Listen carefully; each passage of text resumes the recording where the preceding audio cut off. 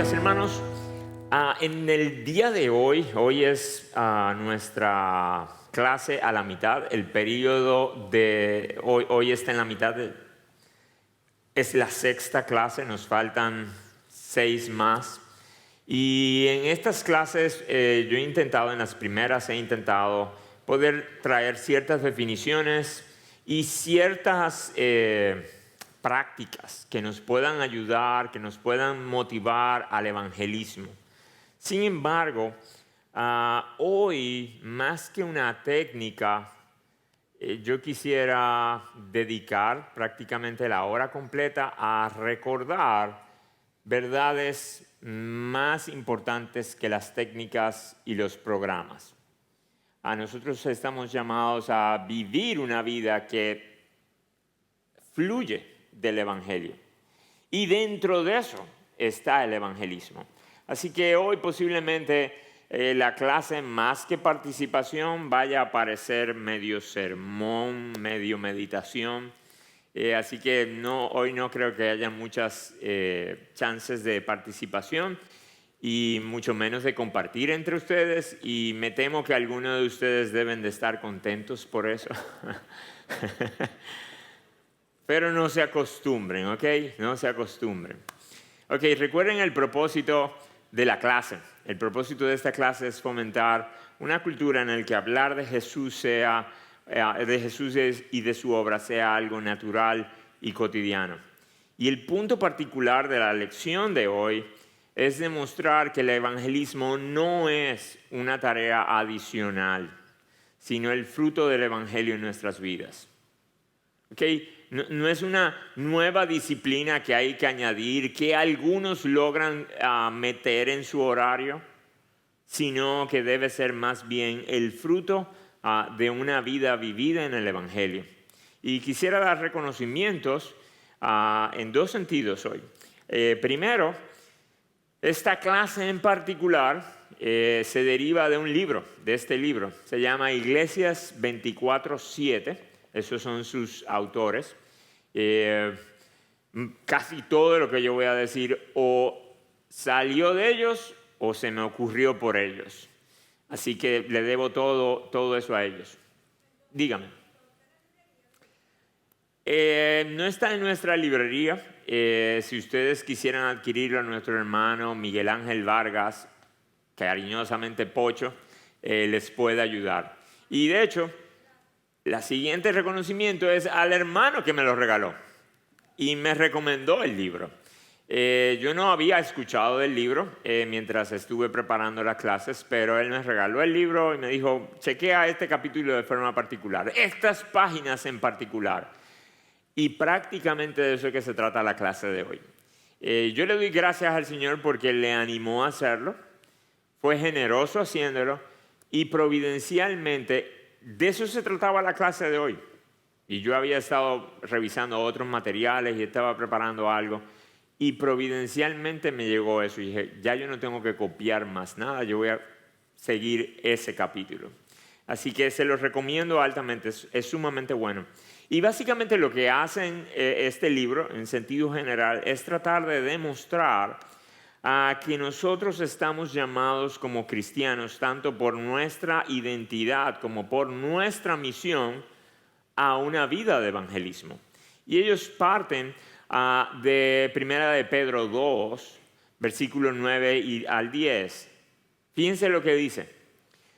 Pero vosotros sois linaje escogido, real sacerdocio, nación santa, pueblo adquirido para posesión de Dios, a fin de que anunciéis las virtudes de aquel que os llamó de las tinieblas a su luz admirable.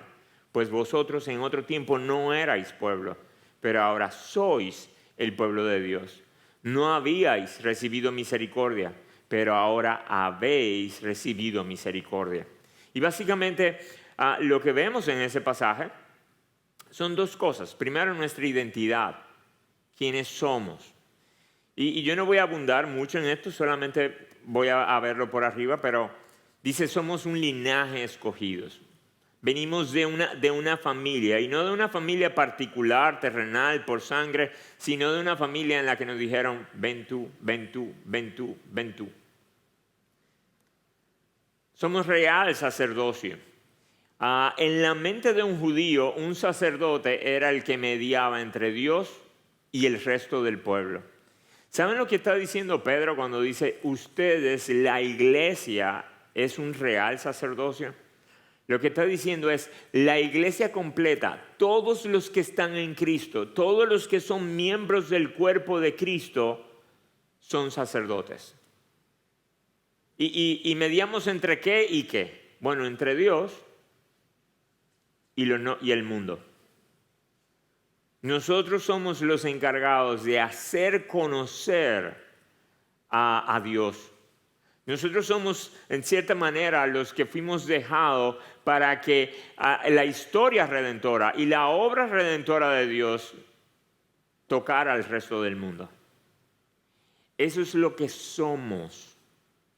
Y entiendan esto, sacerdotes, en especial los que venimos dominados por una cultura católica, tendemos a pensar en sacerdote como, bueno, el sacerdote es como el pastor de la iglesia católica, más o menos, es como, si hacemos la analogía, ¿saben qué? Los sacerdotes de la iglesia no son los pastores.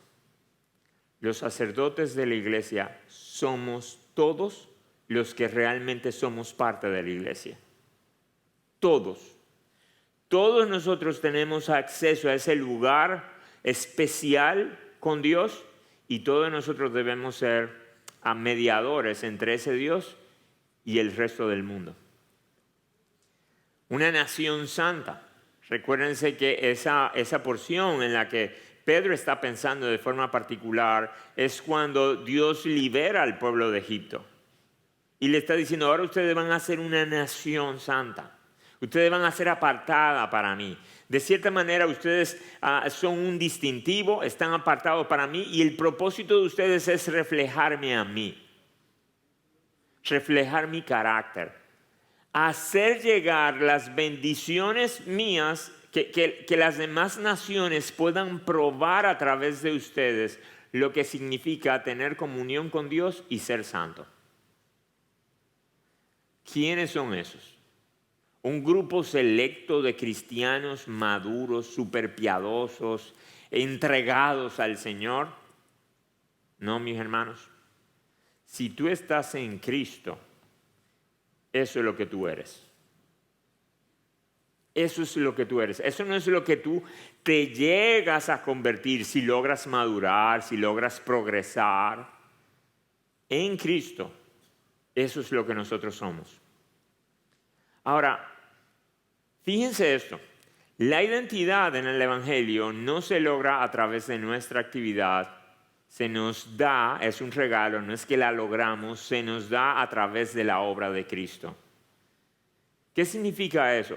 Que nosotros pudiéramos estar haciendo cosas como el evangelismo, y eso no es lo que nos hace linaje escogido, real sacerdocio, nación santa. Es porque somos linaje escogido, real sacerdocio y nación santa que debemos hacer evangelismo. El evangelismo, el venir aquí los domingos, hacer devocionales y muchas otras actividades y disciplinas bíblicas no son las que nos hacen ser cristianos. Fue solamente la obra de Cristo. Y por la obra de Cristo, entonces yo hago el resto.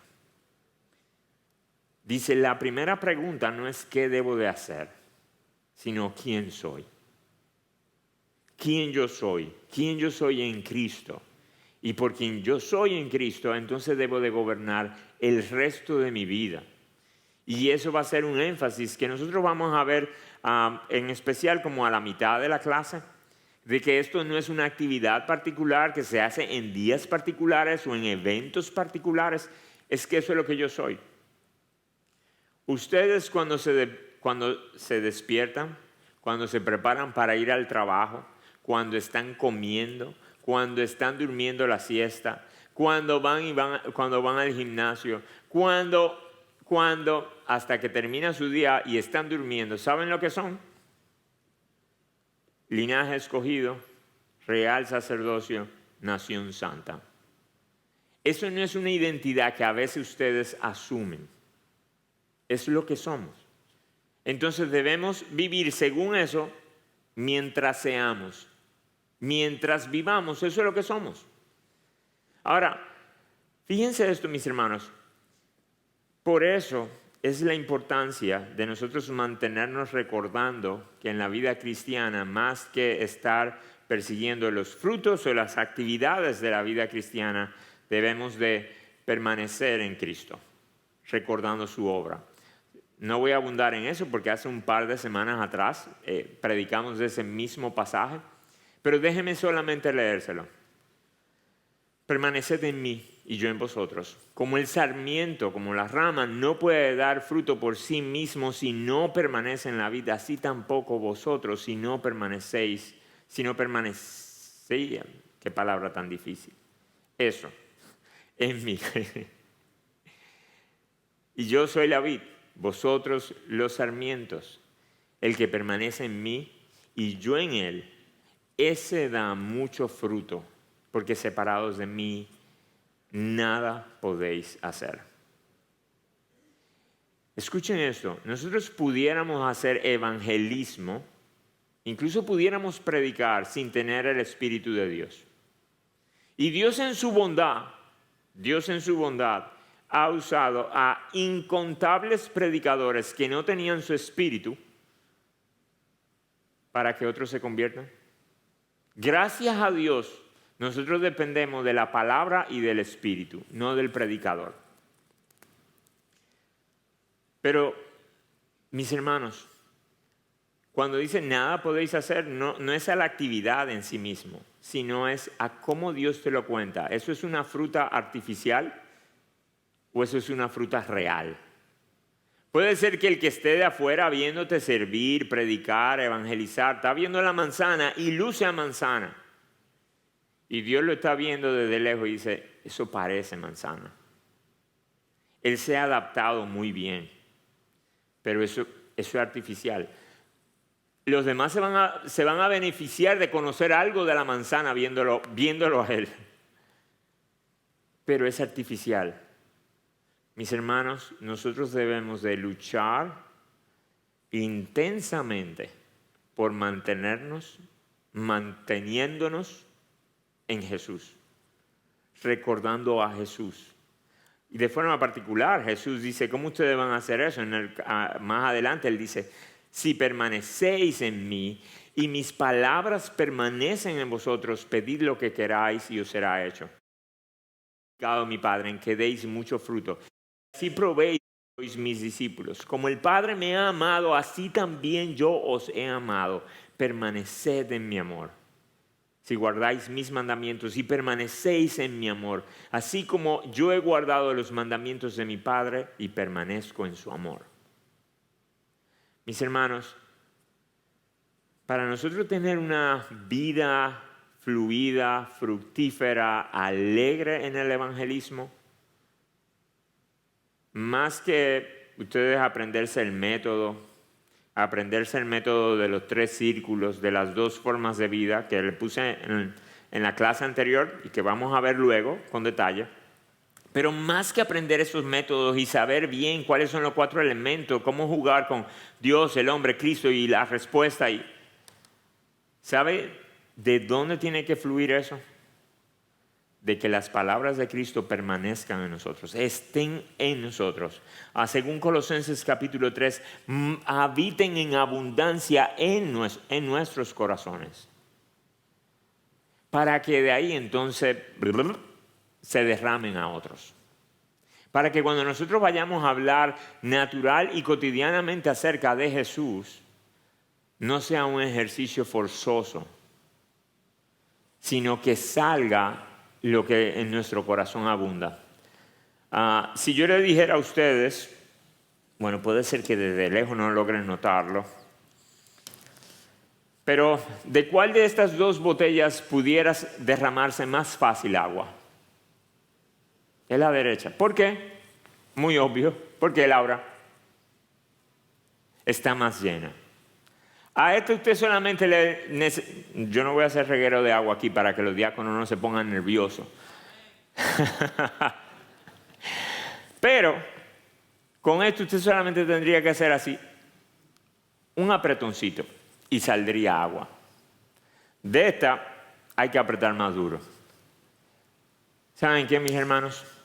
Si nosotros nos dedicáramos a que las palabras de Cristo permanezcan en nosotros, corran por nosotros, si nosotros nos dedicáramos a recordar su amor, no a intentar amarlo más, sino a recordar su amor hacia nosotros y a llevar eso en oración, el Evangelio, Cristo y su obra, saldría mucho más fácil.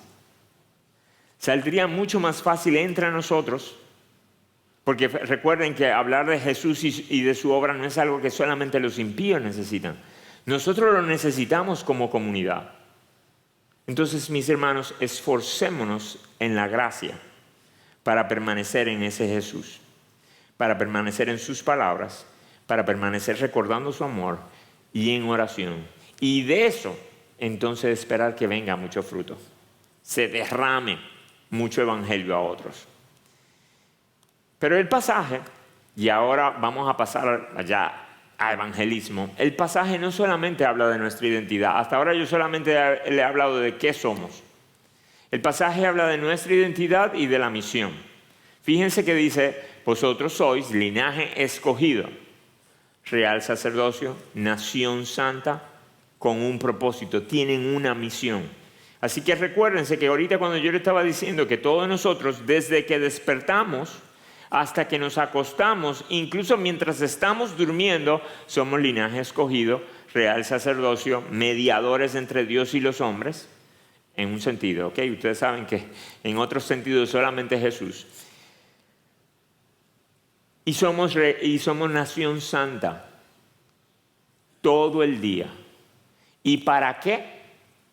Para anunciar las virtudes de aquel que nos llamó de las tinieblas a su luz admirable. Esa es la misión. A eso es que se dedica ese linaje, ese sacerdocio y esa nación. Hacer conocido las virtudes de aquel que los llamó. Vuelvo y le reitero, eso no es una actividad que hacen algunos miembros de Iglesia Bíblica del Señor Jesucristo el segundo sábado de cada mes, cuando salen a evangelizar a las calles o a la Plaza del Ecuador. Eso es algo que todos los que estamos en ese grupo, que somos eso, debemos estar haciendo el día completo, porque eso es lo que somos y esa es la misión. Ahora, enfatizando eso, anuncia las virtudes de aquel que os llamó. Miren qué implica eso. Cuando yo digo anuncien las virtudes, yo tengo que comunicar lo bueno, lo increíble, lo maravilloso. Y luego dice, en su luz admirable. Ahora imagínense que yo vaya a hablar de las virtudes de un producto o de algo admirable de una forma aburrida, desinteresada y fría. Por eso dicen los autores, proclama con entusiasmo las virtudes de quien te llamó. A veces nosotros decimos, ok, ¿cuál es el método? ¿Cuáles son los 3 pasos? ¿Cuáles son los 4 pasos? ¿Cuáles son? Miren, mis hermanos, más que aprender el método, si ustedes están llenos de Jesús y esa llenura de Jesús lo llena de entusiasmo, entonces va a ser más acorde a nuestras palabras o nuestro testimonio. Lo que nosotros vamos a contar al menos tendrá amor, pasión y entusiasmo. Y esos 3 son contagiosos. Dice el autor eso. El amor, la pasión y el entusiasmo son contagiosos. Y más adelante dice, nunca atraerás a la gente a Jesús si tú mismo no te emocionas con Jesús. Si a ti mismo Jesús no te causa emoción, no te causa asombro, no te causa expectativas, no te causa maravilla, ¿tú crees que otros van a decir como, déjame probar eso? ¿Alguna vez a ustedes les ha pasado que están cantando algún cántico? Yo hago a veces no es burla. Molesto a uno de mis hijos con una canción que dice, cuán hermoso su nombre es, cuán hermoso su nombre es. Y toman como 11 minutos diciendo cuán hermoso su nombre es. Pero después que termina, usualmente yo le digo, ¿por qué es hermoso?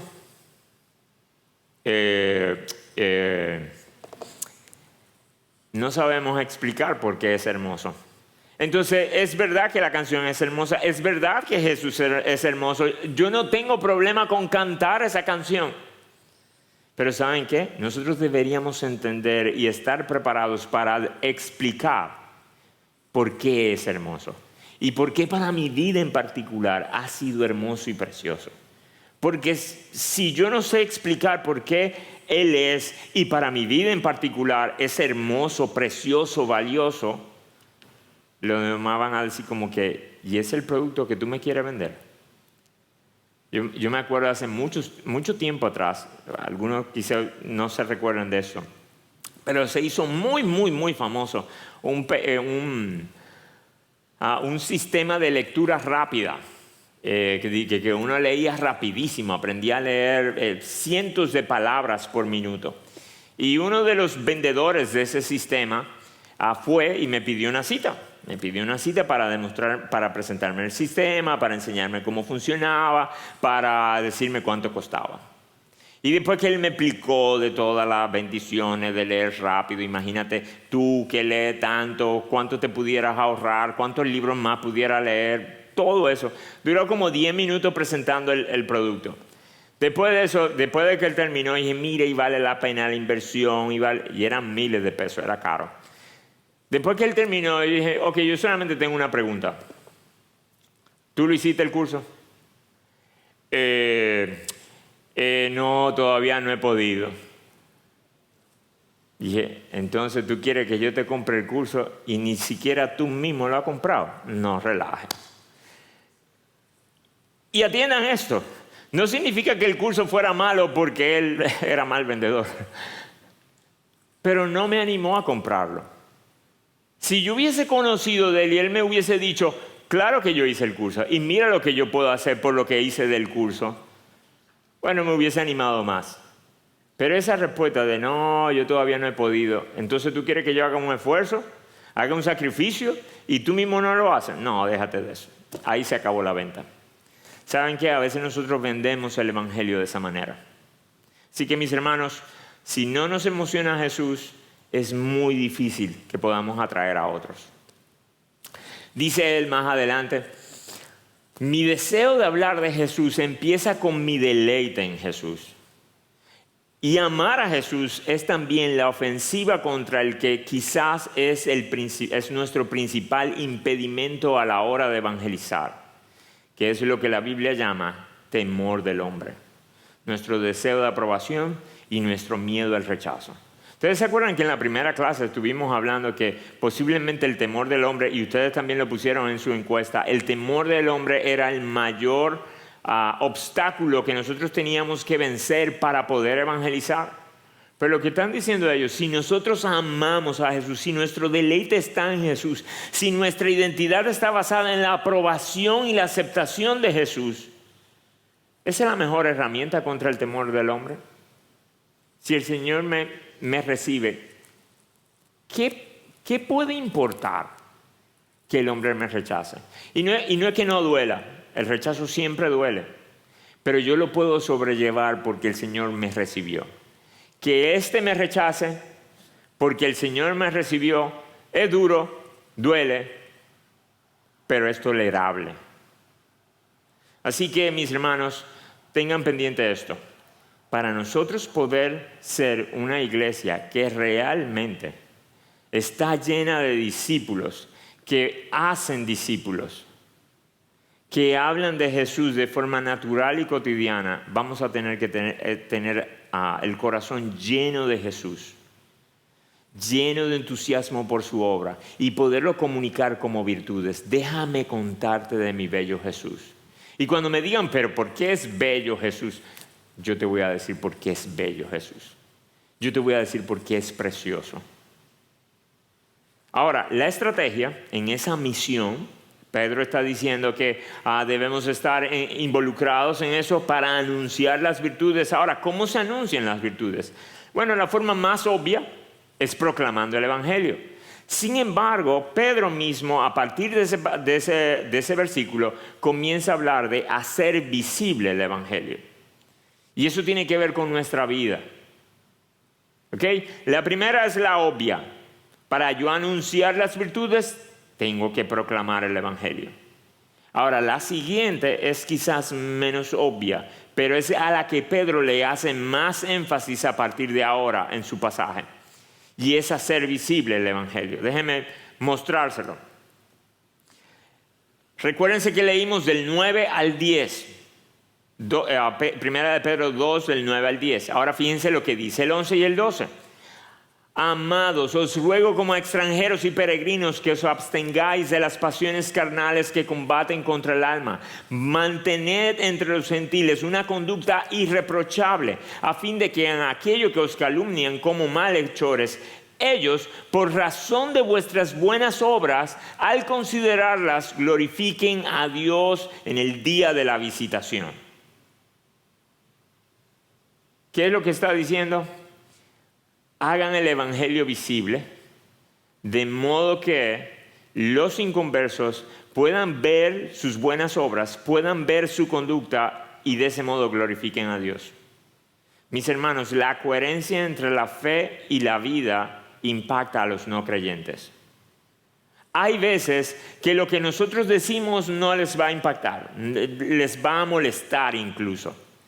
Pero en el tiempo, mientras ellos comiencen a vernos y a observarnos cómo vivimos, cómo enfrentamos la vida, cómo enfrentamos el dolor, cómo aprovechamos la abundancia, cómo levantamos a nuestros hijos, cómo realmente vivimos en coherencia con nuestra fe, ¿saben qué? Eso hace que digan, explícamelo de nuevo.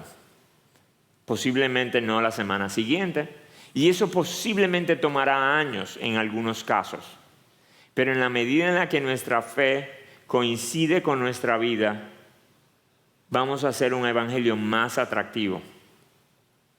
Y ahora fíjense cómo Pedro usa esa declaración y ahora comienza a desglosarla. Y la pone en 3 esferas. La primera esfera que usa es la sociedad. Vayan conmigo a Primera de Pedro capítulo 2. Yo no voy a estar leyendo los pasajes completos, sino que solamente voy a estar haciendo énfasis en algunos versículos. Pero inmediatamente él dice, vivan una vida irreprochable. Vivan de tal forma que sus buenas obras glorifiquen a Dios. Él está haciendo eco de lo que dijo Jesús, de así alumbre vuestra luz, para que los hombres vean vuestras buenas obras y así glorifiquen al Padre que está en los cielos, en Mateo capítulo 5.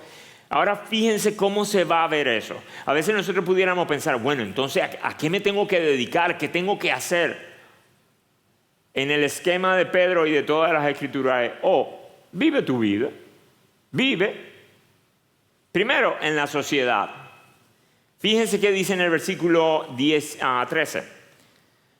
¿Cuáles son buenas obras que cuando la gente la vea van a considerar y a glorificar a Dios? Dice, someteos por causa del Señor a toda institución humana, ya sea al rey como autoridad o a los gobernantes, como enviados por él para el castigo de los malhechores y alabanza de los que hacen el bien. Porque esta es la voluntad de Dios, que haciendo bien hagáis enmudecer la ignorancia de los hombres insensatos. Fíjense esto. Pedro, la primera aplicación es ser un buen ciudadano. Y recuérdense que el contexto era el Imperio Romano. Él está diciendo, ¿cómo ustedes van a lucir bien? ¿Cómo ustedes van a hacer buenas obras?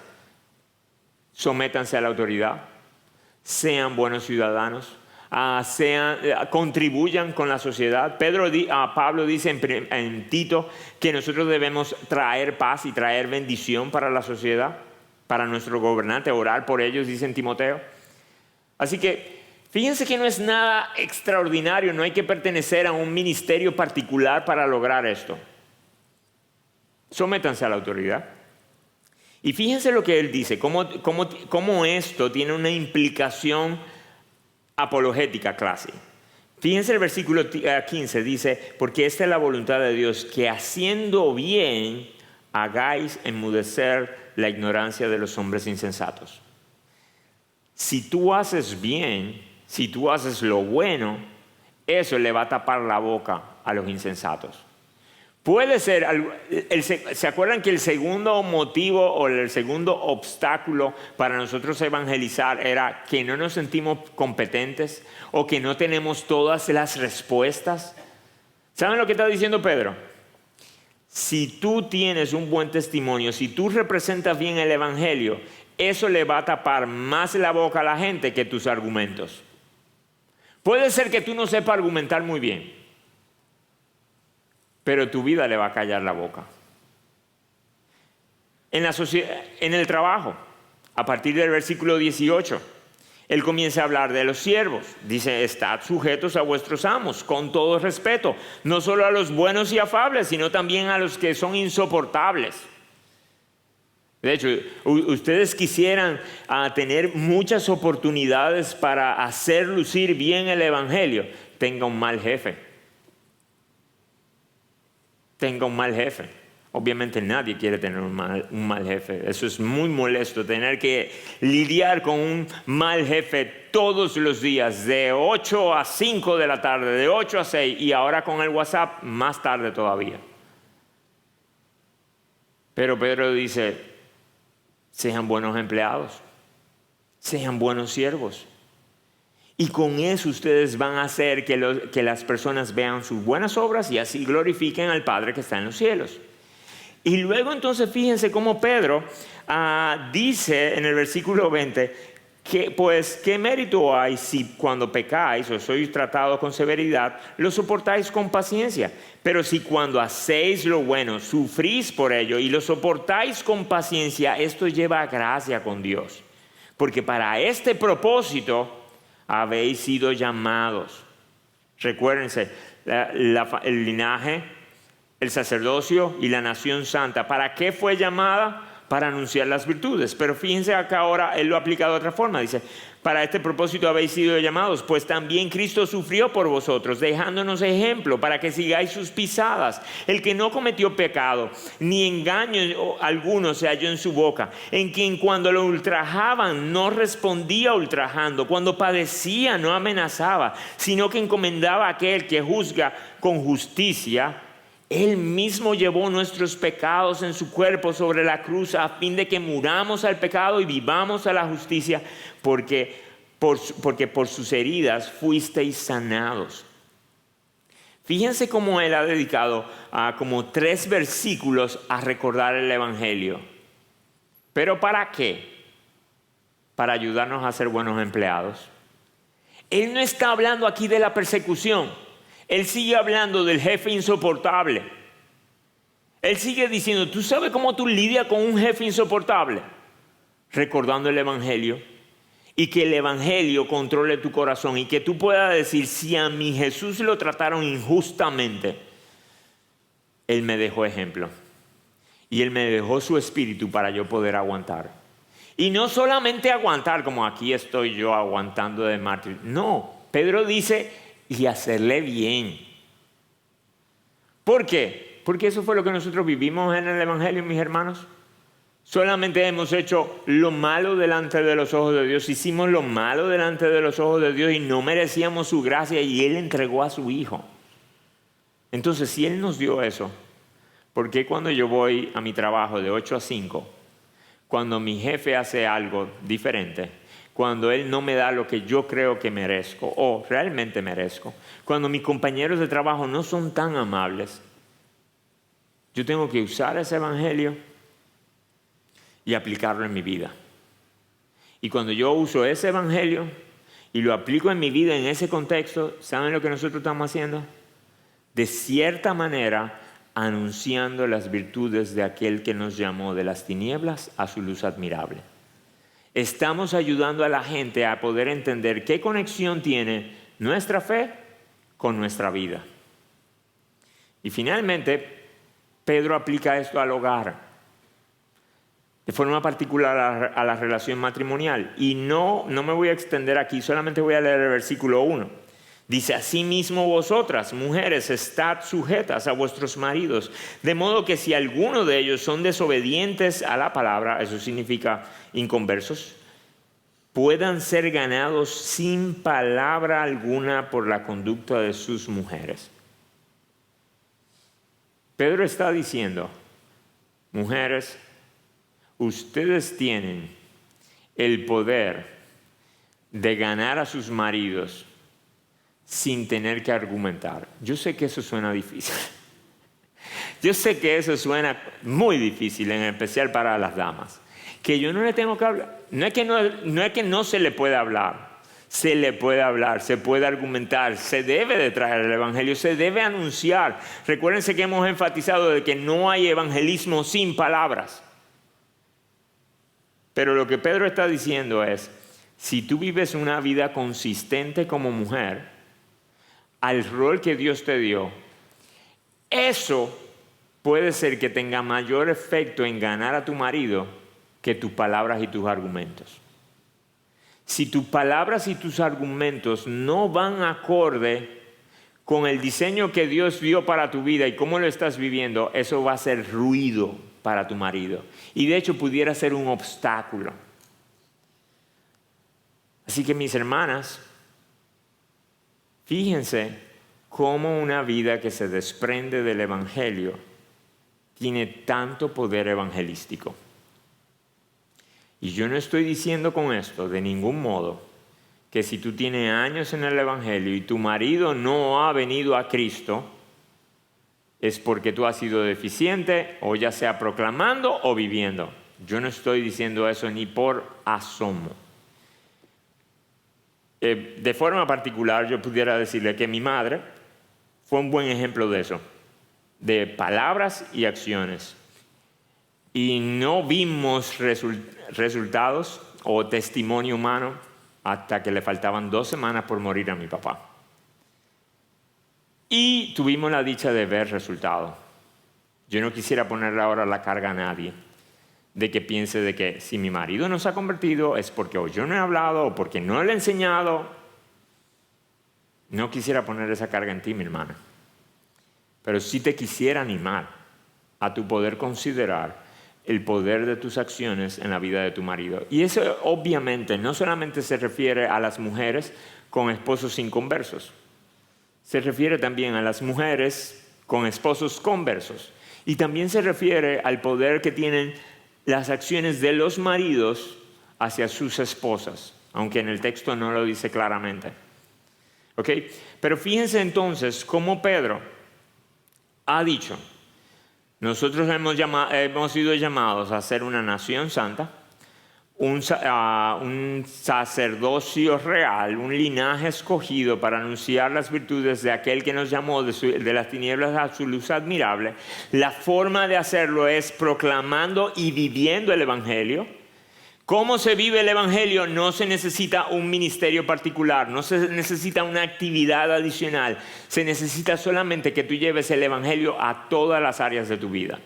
A la sociedad, al trabajo y a tu casa. Esta mañana estaba pensando en cuanto al hogar y en mi rol como pastor. Recordaba las palabras de Jesús cuando se refirió al hombre, al rico insensato, diciendo como, qué necio es que el hombre intente ganar el mundo entero y perdiere su alma. Yo estaba pensando, qué necio sería intentar ganar el mundo entero para Cristo y perder mi casa.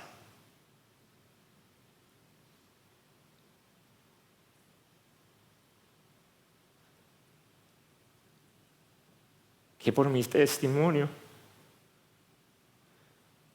mi trato a mi esposa, hacia mis hijos, yo sea un impedimento.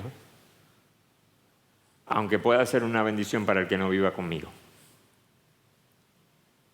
Así que mis hermanos, según Pedro, antes de intentar ser pastor o intentar estar en algún ministerio de evangelismo, empieza por tu casa, ve a tu trabajo y anda en la sociedad de una manera irreprensible. Fíjense esto. Un autor que ellos mencionan, dicen, aunque individualmente estas actividades, refiriéndose al hogar, la sociedad y el trabajo, aunque individualmente estas actividades no parecen parte de la misión, cuando se hacen con la intencionalidad del Evangelio y perseverancia en oración, Dios las usa. Y luego añade, sin esta intencionalidad, sin la intencionalidad de que en todas las áreas de mi vida Jesús y su obra me domine y comunicarlo a otro, solo estamos viviendo una vida ordinaria. Y algunos viven una vida ordinaria y le añaden una actividad evangelística. Una vida ordinaria y le añaden 2 o 3 actividades de edificación. Cuando realmente, mis hermanos, sugieren ellos, nuestras vidas son actividades evangelísticas. Eso es lo que nosotros debemos intentar ser. Obviamente, si recuerdan, nuestras vidas evangelísticas y nuestros testimonios no son un reemplazo de la predicación, pero son una manera de atraer los ojos a la fe que nosotros tenemos. Y fíjense, luego entonces, regresando a Primera de Pedro, en Primera de Pedro 3, un pasaje muy conocido, Primera de Pedro 3:15, dice, si no santificad a Cristo como el Señor en vuestros corazones, estando preparados para presentar defensa ante todo aquel que os demande razón de la esperanza que hay en vosotros, pero hacedlo con mansedumbre y reverencia, teniendo buena conciencia en aquello que sois calumniados. Sean avergonzados los que difaman vuestra buena conducta en Cristo.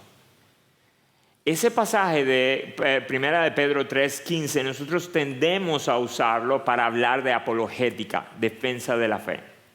Sin embargo, fíjense cómo Pedro lo mete en el medio. Y más que decir, dedíquense a defender la fe, más bien lo que él dice es, ustedes deben de vivir una vida que levante preguntas.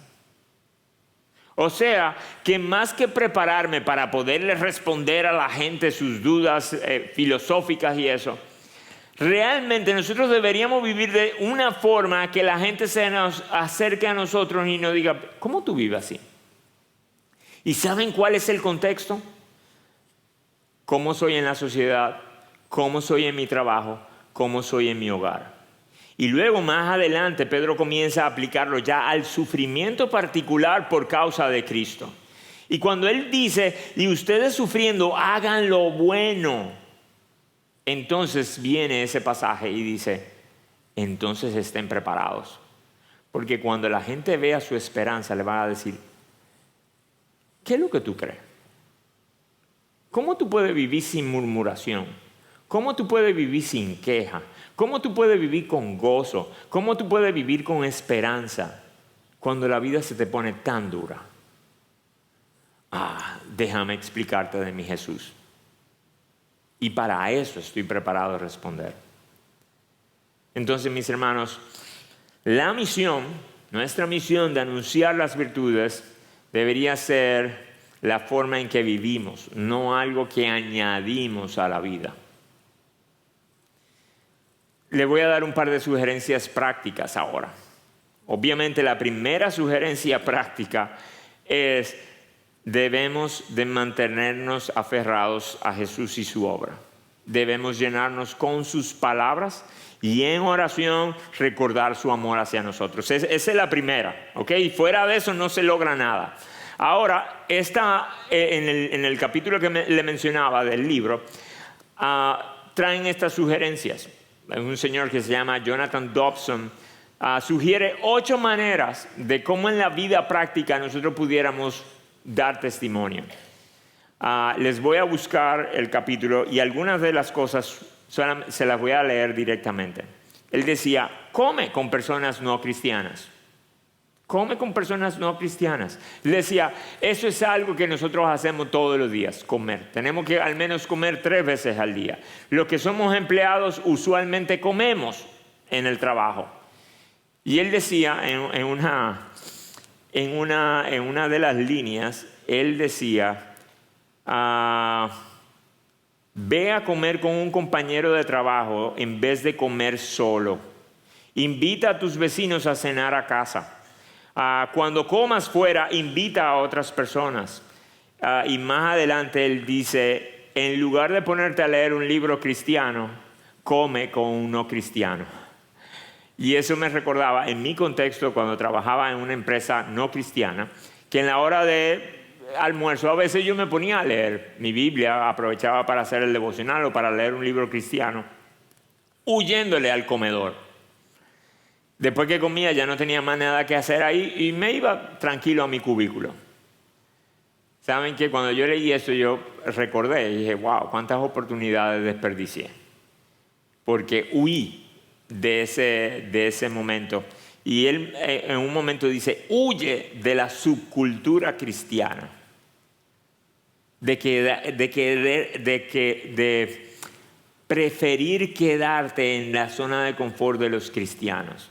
Él dice, no, sal y come con ellos. Participa con ellos, habla con ellos. El número 2 dice, no vayas en carro, camina. Eso se ve que es un americano que lo escribe. Para los dominicanos eso es más difícil.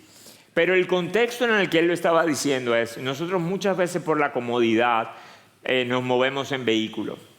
Y él decía, trata de ir caminando. Porque caminando tú tienes roce con gente. Cuando tú vas cerrado en tu vehículo, tú no tienes roce con gente. Así que ve caminando. Saluda a los vecinos. Tú siempre vas a ir caminando al mismo sitio hacia el trabajo. Así que tú vas a ir conociendo gente. Vas a ir ganando oportunidades. Incluso él decía, si puedes moverte en transporte público, usualmente las personas toman el mismo transporte público a la misma hora. En el tiempo, eso te va a dar chance de conocer a otros. ¿De acuerdo? Eso en el contexto gringo funciona muy bien. Si usted tiene su carro, es muy difícil aquí en República Dominicana escoger carro público por eso. Pero se lo menciono por si a alguno le prende alguna idea. Dice, conviértete en alguien habitual. Y lo que él sugiere es, trata de hacerte alguien habitual de ciertos sitios. Ve al mismo salón, ve a la misma barbería, ve a la misma estación de combustible, ve al mismo supermercado, ve a la misma tienda. Y algunos de nosotros podemos decir, pero yo hago eso. Sí, la diferencia es la intencionalidad.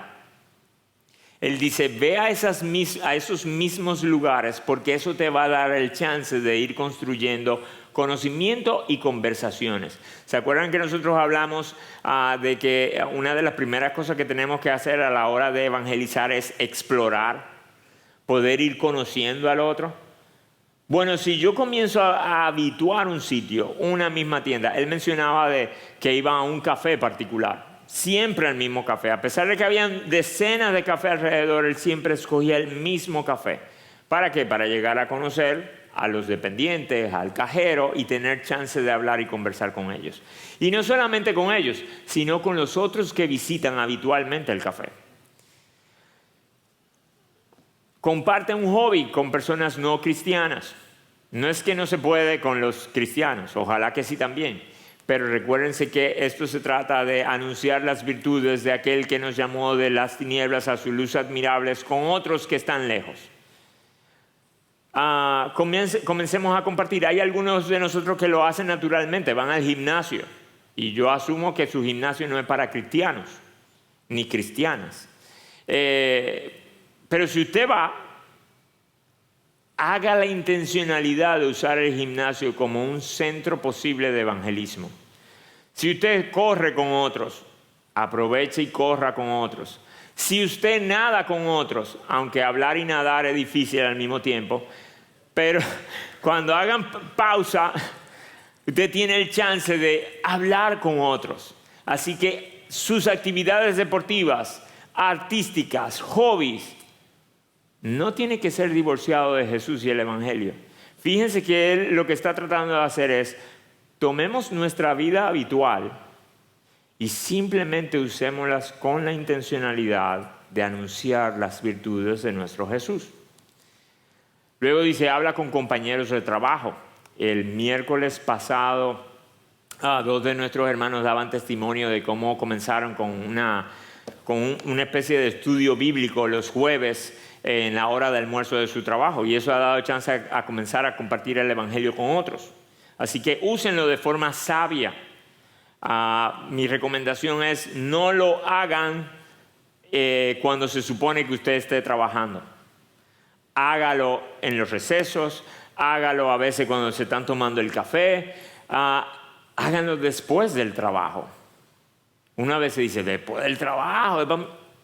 Bueno, si usted le dice a ellos, mira, yo te amo hasta las 6, después de ahí se acabó. No va a ser tan genuino su amor. Entonces traten de pensar cómo pueden mostrar amor hacia sus compañeros de trabajo y real cuidado e interés. Dice, colabora con empresas solidarias, o realmente en nuestro caso son con ONGs o fundaciones que ayudan, que son de ayuda a otros. Él dice, participa con esas organizaciones. No necesariamente son cristianas, pero te va a dar oportunidad de tener contacto con muchas personas que están en necesidad. Participa en eventos de la ciudad. Él dice, ve a feria, ve a exposiciones, a conciertos. Ten contacto con la ciudad. Y de forma particular, luego él aplica esto mismo a los vecinos. Sirve a los vecinos. Y si les soy honesto, esto es algo en lo que yo debo de crecer. No tanto por lo de servir al vecino, porque cuando haya una necesidad del vecino, yo reacciono. Lo que a mí no me entusiasma es cuando dicen Asamblea General de la Junta de Vecinos. Esa es la que no me entusiasma. Y en el tiempo yo he aprendido a que si yo no puedo ir a esa asamblea y participar con mis vecinos de cosas que a ellos les importan y que a mí también, va a ser muy difícil para mí mostrarles que me interesan en otras cosas más profundas. Lamentablemente esas asambleas usualmente son en días que ya yo tengo otra responsabilidad. Sí, tienen una puntería increíble para eso, pero es algo en lo que yo creo que debo de crecer. ¿Cómo me relaciono con mis vecinos? Hay una hermana de nuestra iglesia que vive en el mismo sector que nosotros y yo la relajo. Y dije, no puede ser, yo vivo en este sector 10 años más que usted y usted conoce más gente que yo. Y eso es porque por su personalidad ella baja el vidrio y dice, ¡ah, vecino! Y ¿quién es esa? Yo no sabía. Esa es la que vive en tal calle. ¿Qué? Y aquí hay una calle que se llama así. Porque su personalidad le ayuda en eso. Así que ella tiene que aprovechar eso de su personalidad. Ahora, mis hermanos, nosotros no podemos ser esclavos de nuestra personalidad. Para mí es más cómodo decir, que yo no soy así. ¿Saben qué? El Evangelio debe de cambiarnos y ayudarnos a ir aún por encima de nuestra personalidad. Sobreponernos a nuestra personalidad y no usar como excusa nuestra personalidad para no hablar de Jesús. Ahora, una aplicación que yo quiero ponerles a ustedes por delante es practica esto en tu grupo pequeño. ¿De acuerdo? Hasta ahora el énfasis de los autores ha sido principalmente con inconversos, pero yo quisiera ponerte en tu mente esto. Usa tu grupo pequeño y asiste consistentemente. O sea, de verdad tú quieres mostrar amor, cuidado hacia la gente, ve a tu grupo pequeño consistentemente. Demuestra que tú quieres hacer comunidad con ellos y crecer con ellos. Escucha y ministra la palabra. Escucha lo que otros dicen.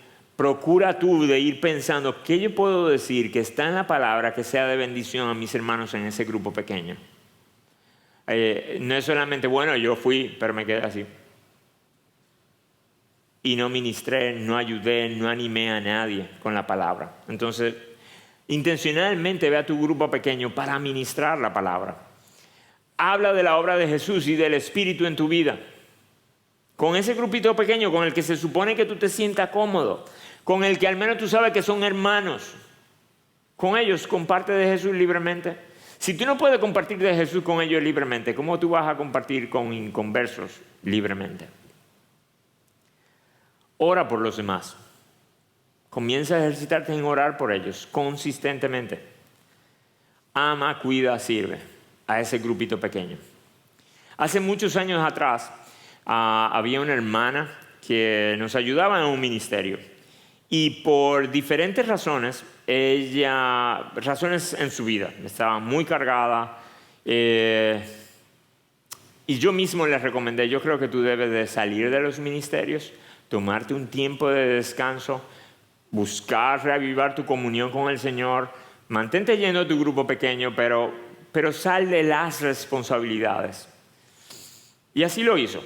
Y después como de 6 meses, regresó donde mí y me dijo, ok, ya estoy lista, ya estoy reanimada, ya estoy contenta, ya el Señor me devolvió el gozo, quiero volver a servir a la iglesia.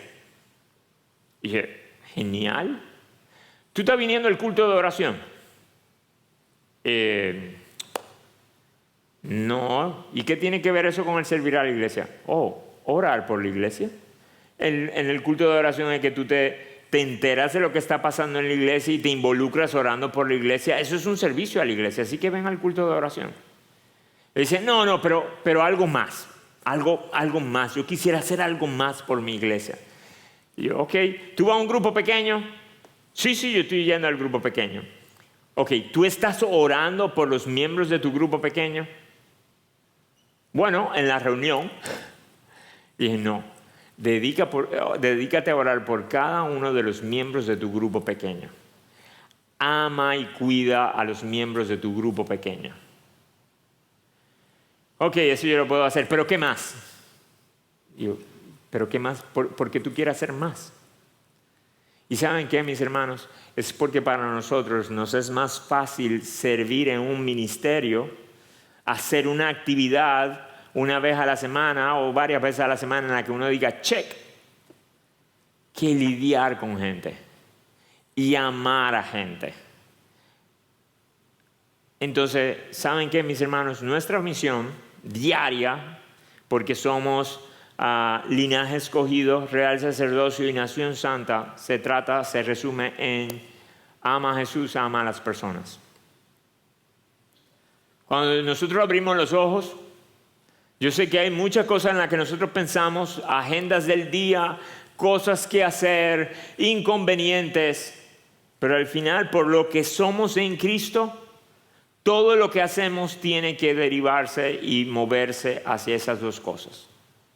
Amar a Jesús por como Él me ha amado y amar a las personas como Jesús me ha amado. Y esa es nuestra tarea como discípulos, mis hermanos. Eso no es lo que hacen los discípulos extraordinarios y supermaduros. Eso es lo que hacen todos los discípulos.